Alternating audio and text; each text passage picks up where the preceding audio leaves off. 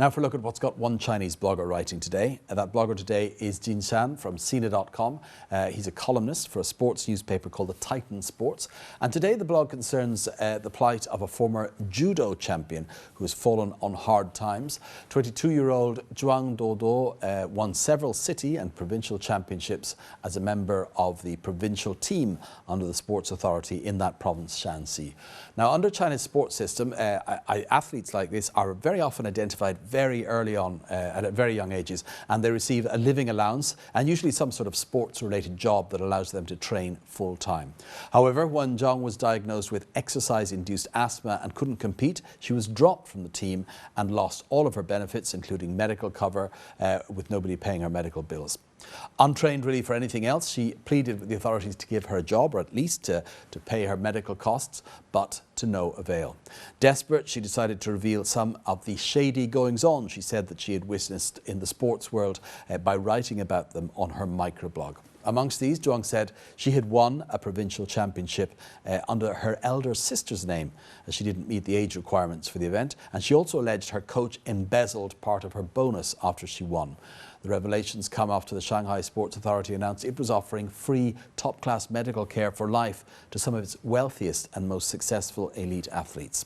While the Shanxi Sports Administration has said it will investigate Zhuang's allegation, our blogger is more concerned about the wider implications of this stark contrast in fortunes amongst athletes.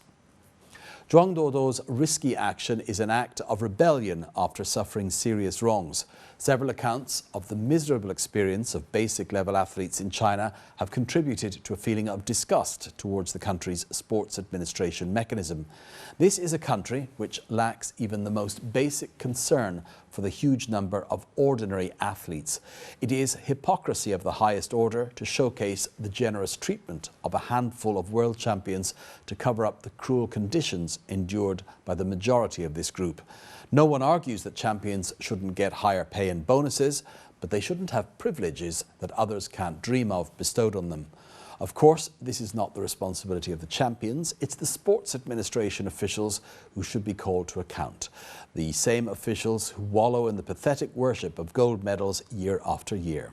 They should also take responsibility for the welfare of ordinary Chinese athletes, because nothing is more important than a person's life and health. Well, we've taken a number of comments which follow that, just to give you an idea of some of the reaction. This net user says this sort of situation is actually quite common. This is not unusual at all. Haven't you heard of the international champion athlete who was discovered begging on the street? And then a net user who guesses what he feels might be the intention of the Sports Authority in acting like this. Sacrificing an athlete's position and health in this way is against the sporting spirit, but it is helpful for the promotion and enrichment of sports officials. Then this poster who feels not all of this is the authorities' fault.